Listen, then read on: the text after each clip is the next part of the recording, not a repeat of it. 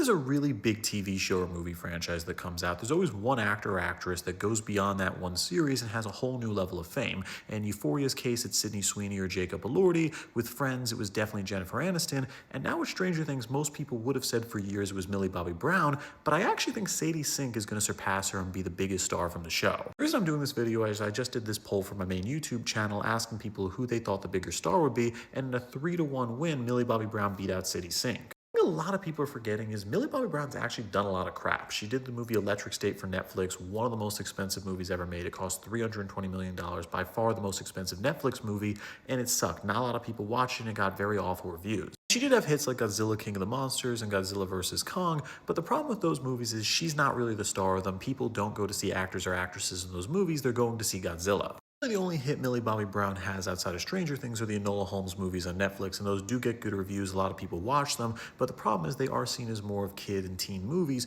and that's Millie Bobby Brown trying to move away from that image as she gets older, so it's going to be a little bit harder when she has two roles typecasting her as a teen.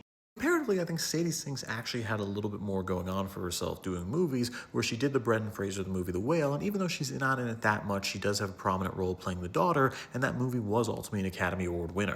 There's also the truth that Sadie Sink just has a blockbuster in production that's going to come out 1 year after Stranger Things with the new Spider-Man movie Brand New Day. The last one made $1.9 billion, and it looks like Sadie Sink actually has a bigger role in this movie than Zendaya, and a lot of people are speculating on what her character is. Some people think it could be Jean Grey, some people think she could be playing Mary Jane Watson, but whatever it is, she has a main character role in a movie that could easily make $2 billion.